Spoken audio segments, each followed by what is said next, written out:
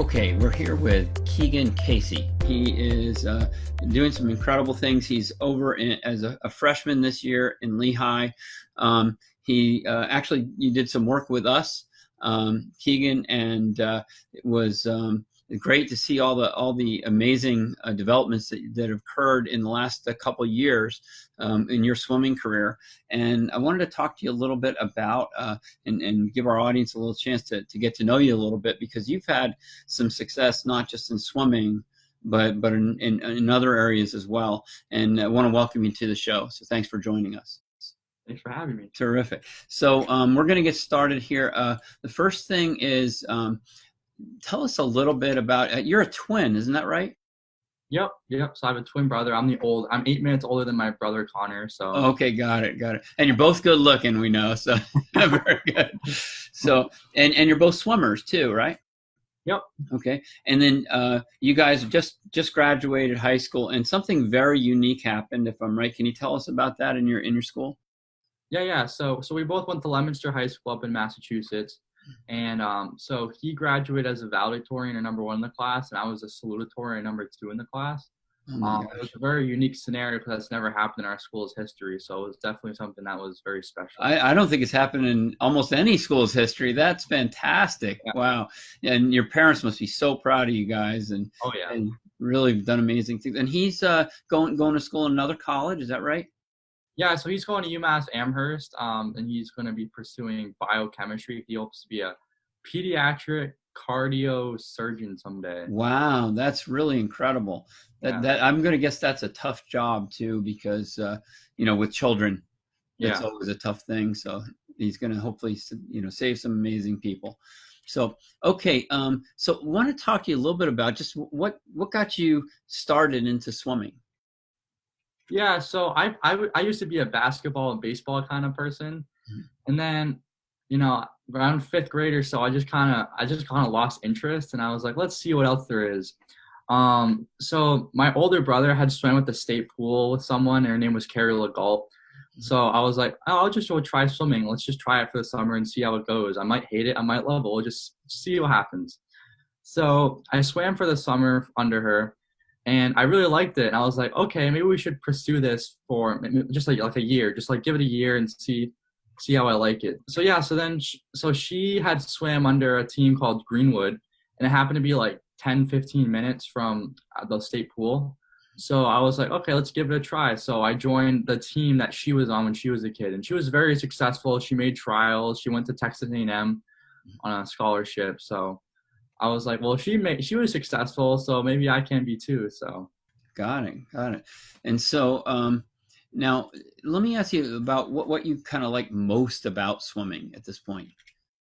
Yeah, so something that I really liked early on in the sport was you can have the team atmosphere, but also be individualized in the team. Like what I mean by that is, like you get out of this sport what you put into it. So if you work hard, you can usually do pretty well and be successful. And it's also a year-round sport, so you don't have to do other sports, which is something I liked because I really liked it. And there's different seasons, like there's short course and long course, so you kind of get the 2 different dynamics. So what are at this point, some of your major career achievements in swimming? Yeah, so some of them, so at ISCA, so International Swim Coaches Association, they hold junior nationals every year. So I've medaled at that a couple of times in the mile, the 1650 freestyle. I qualified for futures a couple of years back, which is actually how I first got introduced to Lehigh. But that's another story for another day. I was a New England top 10 swimmer for like 4 years in a row. And I think one of my biggest achievements was being able to get recruited to Lehigh and eventually say that I would be becoming part of the Lehigh swimming and diving family. So got it. And I'm gonna get just kind of put it out there that I think that you're probably going to contribute pretty heavily to that team. Oh yeah. So you've got a lot to offer. So that's great. And you've had some pretty, if I'm right, you've had some pretty heavy development in the last couple of years. Is that right? Yeah, I remember I kept hearing from you. I'm doing better and better and better, and it just kept getting emails and texts on how well you were doing. So what happened in the last couple of years? Yeah, so my sophomore year of high school was when my swim career really like took off, for to say. Um, and then so it came my junior year where I grew and like I don't know, my whole stroke was just thrown off, and that's when I eventually came to fluid mechanics with you guys and worked with you guys for a while. Um, so that was we worked in like January, and then give it a couple months. So I went to my first junior nationals. My results, they weren't where I wanted them to be, but they had been better than they had been in the like before January, before I went to fluid mechanics. So you kind of turned it around. Turned it around a little bit. So I still had a long ways to go, but it was a lot better than it had been. So I was like, okay, let's just keep working at it. So we'll go through a long course. My time stayed pretty consistent. But then I didn't have a meet until, let's see, so I didn't have a meet till November of 2019. And there's a long period of time there that I didn't swim at all in meets. I was just training. So when I came to November, because I had official visits in September and October, I was like, let's see how this is going to go. And I remember when I did a 500 in the morning in a prelim swim, and I was like 2 seconds off my best time, and I wasn't wearing a suit. And I was like, wow. So at that moment, that's when I gained back my confidence in swimming, which is something that I found was like I had lost for so long. And that's massive, right? Yep. And once I had that confidence back, I went to my tapered meet in December, and I swam lifetime best times by a lot. So it was really good. Got it. So together we were able to kind of get you started, turned around, and then as I remember, you kept connecting with me. You said, "I'm working on this. I'm working on this. I'm working on." Yeah. Next thing you know, right? And so we plant a lot of seeds, and those grew. And exactly. And what's really important with an athlete is that they do focus and they work on it and they work with confidence, and then you gain the confidence, and then it's right. Right. It's tough for everybody else racing you after that. Exactly. Great. And so let me ask you this question here. What is it that you credit with making you go from an average swimmer to the next level, in your opinion?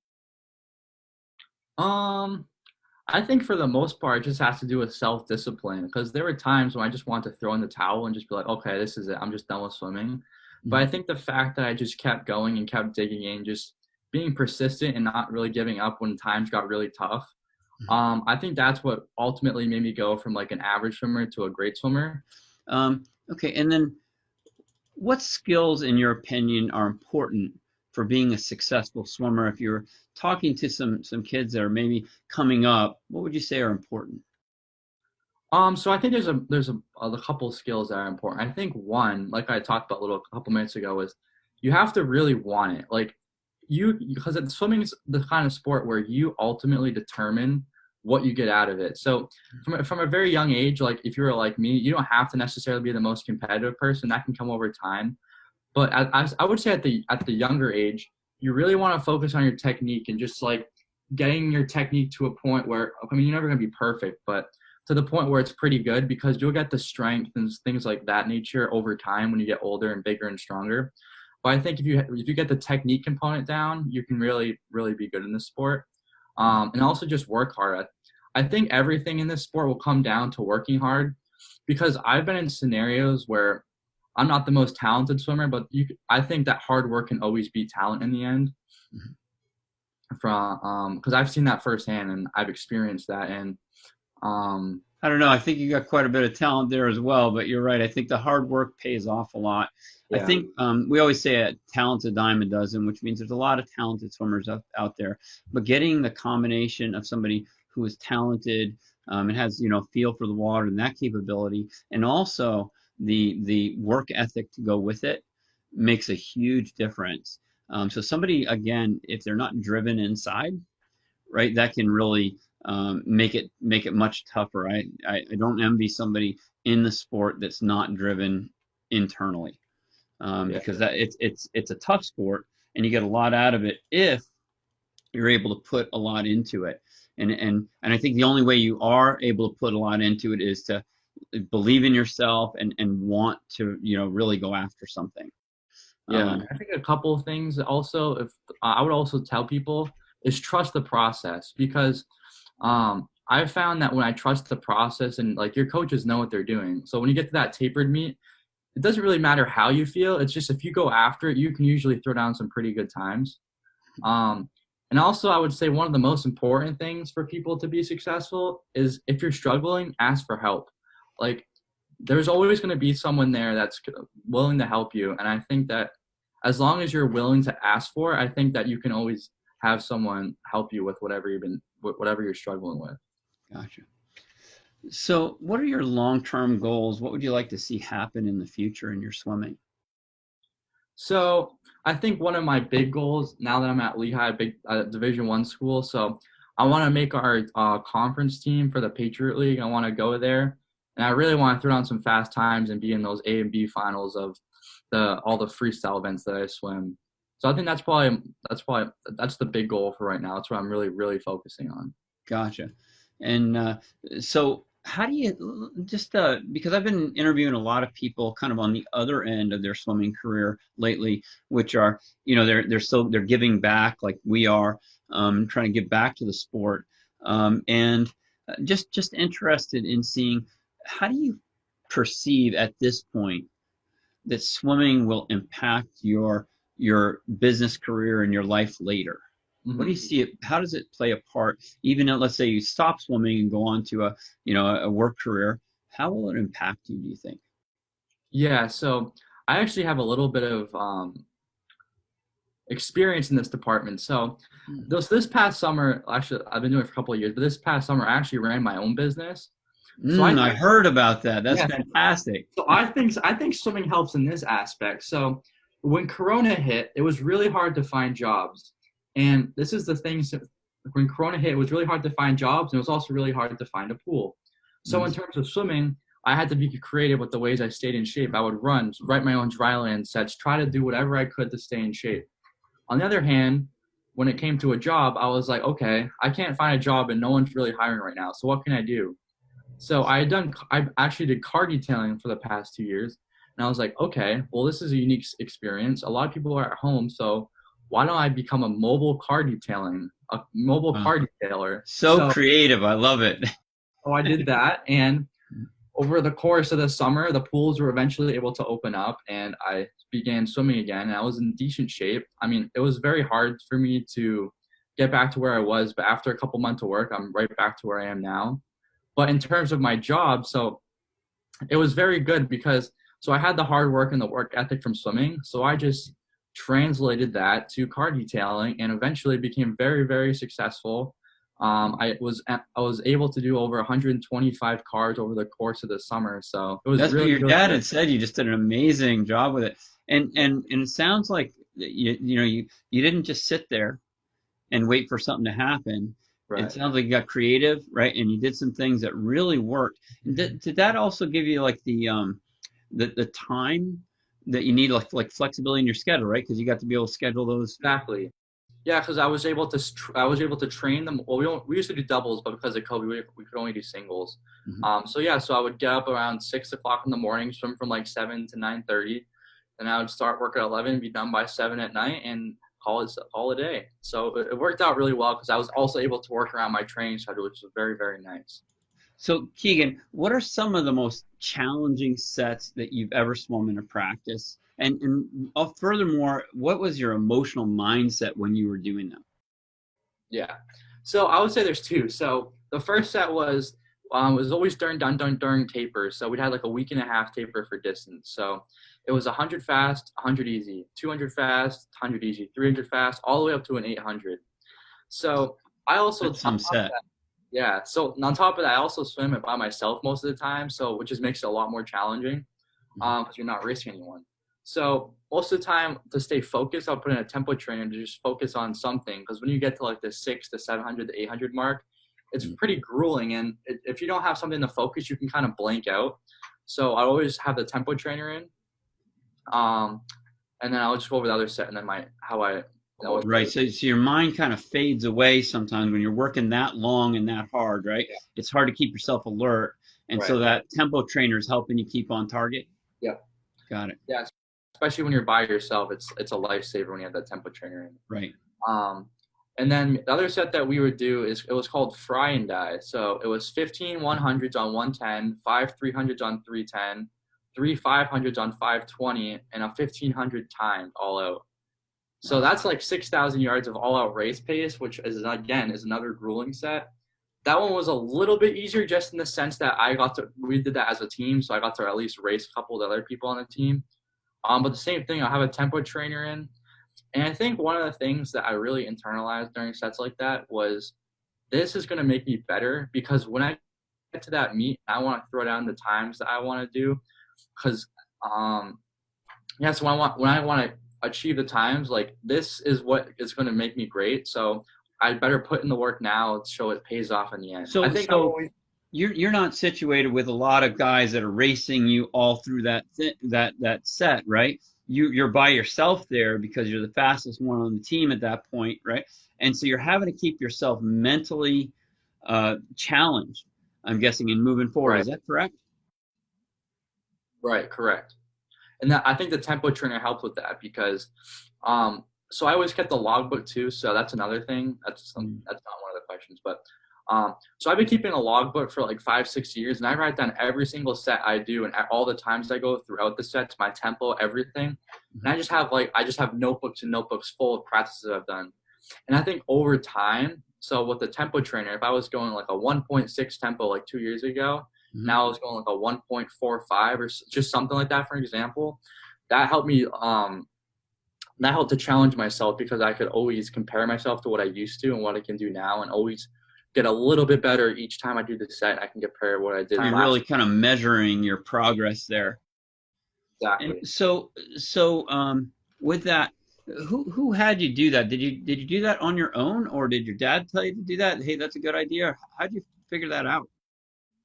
Yeah, so back in like 2014 or so, my coach was telling us, he said, listen, guys, my coach was known to give like an hour and a half, 2-hour chats, like every now and then, like every couple of months. And a lot of people would use that as an opportunity to get out of swimming, like, oh, no practice today. But like, people actually listen to like the advice he would give, he was actually very, very beneficial. So back in 2014 or 2015, somewhere around then, he said, listen, guys, like I've had an Olympic gold medalist, and like I know what I'm talking about here. And the most successful people that I've had on this program kept a logbook, wrote down all their times, and just were able.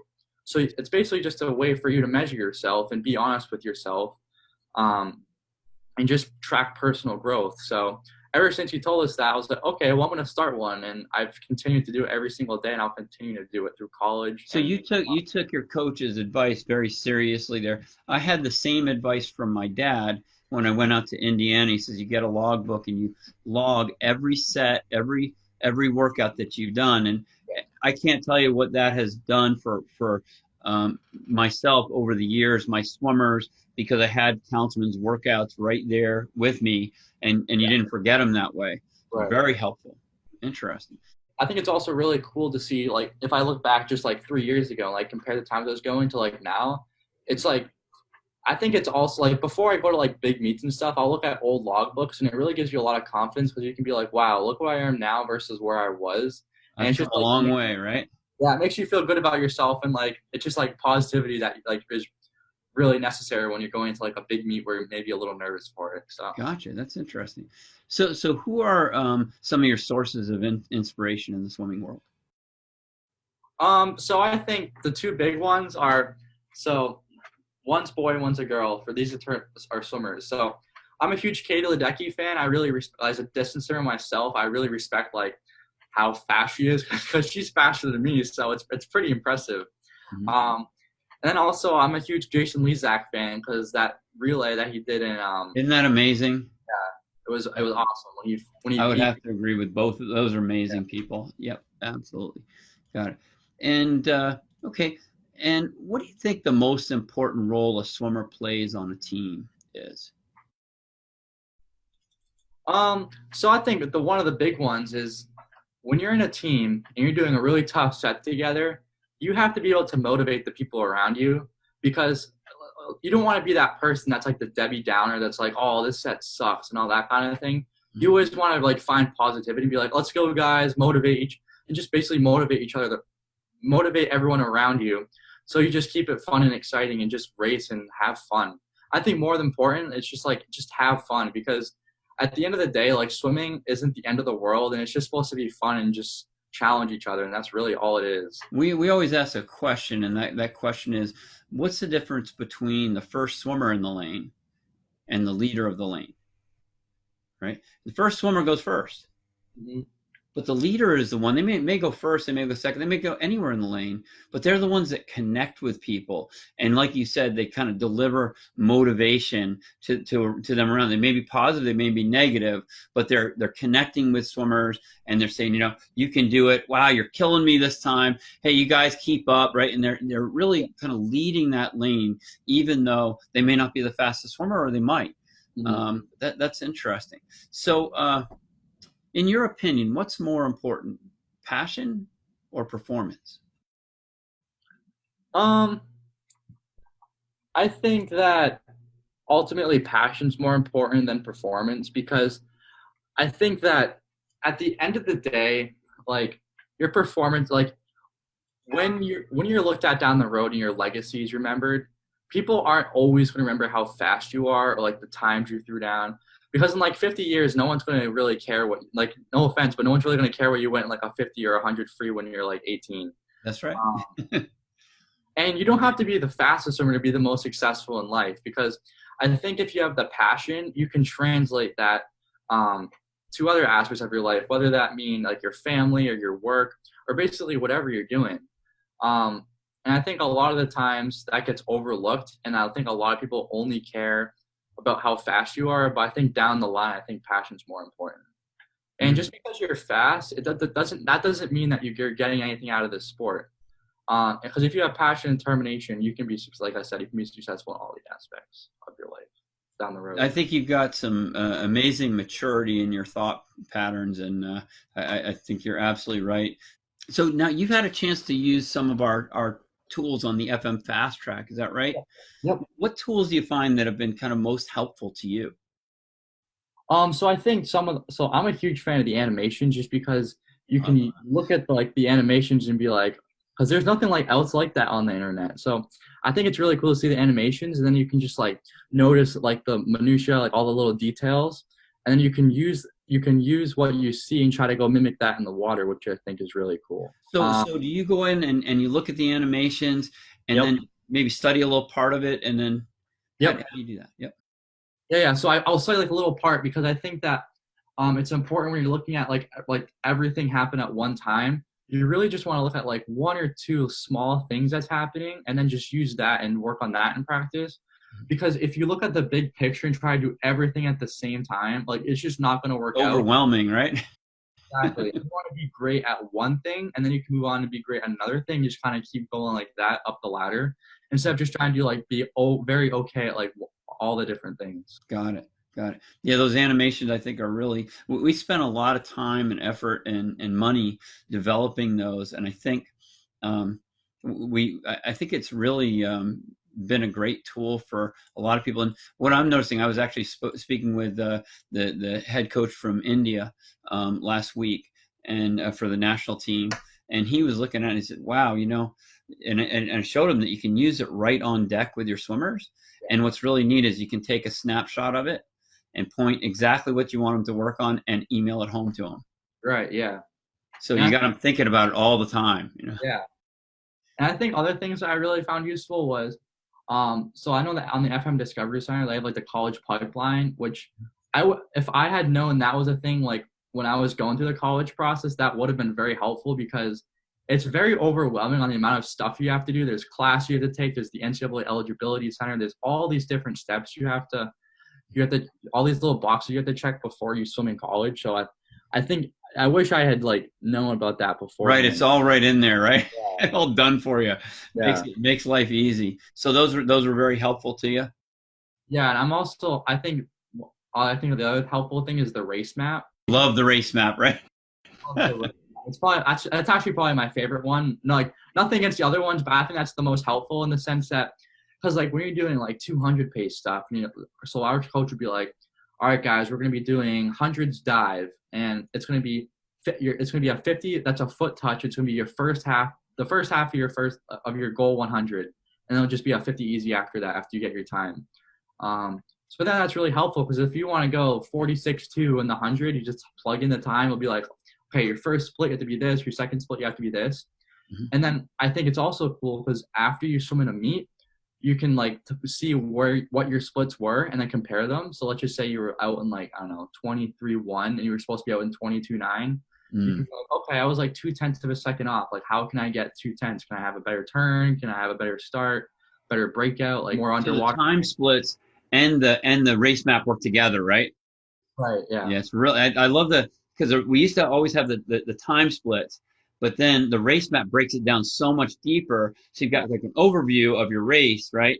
And then you get this detail. I can do this and this and this, and I can adjust my cycle rate, and it makes a big difference. And are you thinking that you'll still use that in college as well? Oh, definitely. Yeah. I think, and actually, if you've got friends in school and you could show them that, I think it'll just make a huge difference. It'll bring a lot to the team. Yeah, I think I'm gonna introduce it to the coaches so they can check it out because I'm sure they'll love that. It's a good resource to have. Yeah, it's kind of like I think it just takes a lot of the guesswork, in my opinion, out. Yeah. I don't like especially when you're committing so many, your time, your effort, your money, you're doing all this stuff, and you want to know you're on the right pathway. Mm-hmm. And to me, that like tells you this is it. This is the way to go. So. Yeah, because like if you're in a set and the coach is like, all right, guys, we're gonna be doing hundreds at your goal 500 pace, and then he asks you, oh, what's your pace? You can just make up a time, but if you actually know like the exact time you're supposed to go, you'll get a lot more out of the set too, and just making up something. Right, and knowing the pace beforehand instead of just like after, oh, here's your splits from the race, right? Yeah. Then you can train to get that done. And I love the fact that it takes you like 5 seconds to do it. Oh yeah. It's like boom, done. Okay. It definitely feels math out of it. You don't have to like do the math yourself. It does it right for you in an instant. I know. You don't even have to be good at math. It's great. So thank you so much. I really appreciate your time, Keagan. We're wishing you the best of luck over there. And I know you're not too far away from us, so we're going to have dinner together. Oh, yeah. Let's do it. Sounds great. Take care. You too. Yep.